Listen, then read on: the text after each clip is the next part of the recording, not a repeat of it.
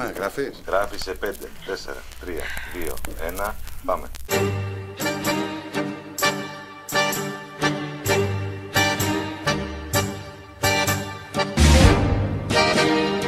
Τις έπιασες ένα, μου λες? Άσε μας καημένοι. Καημένο. Να! Ένας άνθρωπος που σκάει μύτη στην εκκλησία.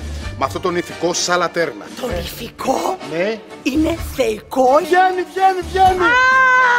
Ας με πυροβολήσει κάποιος να ησυχάσω. Άκου τι φωνάζει. Πάρτα να μην στα χρωστάω. Ηλίθεια.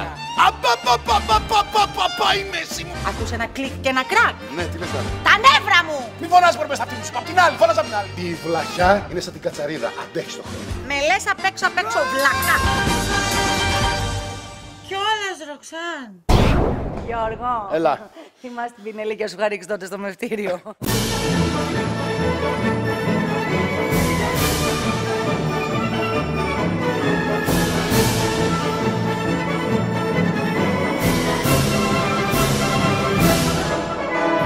Είμαστε δεμένοι σαν τα λουκάνικα. Πριν 2 ώρες μπουκάρανε μέσα 2 ληστές, μας δέσαν, μας πετάξανε εδώ κάτω και τώρα να πάνω και αδειάζουν το σπίτι. Βοήθεια, χριστιανοί, βοήθεια! Τα παιδιά θα έρθουν στις 8. Ομηρία, Ληστεία. κωμωδία. Σκοτάδι. Τα παιδιά είναι μέσα. Το νέο έργο των Αλέξανδρο Ρίγα και Δημήτρη Αποστόλου μας λέει χαμογελαστά ψυχραιμία, γιατί ό,τι κι αν γίνει θα το κάψουμε απόψε, κύριε Στέφανε. Τα παιδιά θα έρθουν στις 8. Τα παιδιά θα έρθουν στις 8. Με τη Βασιλική Ανδρίτσου. Και τον Αλέξανδρο Ρίγα.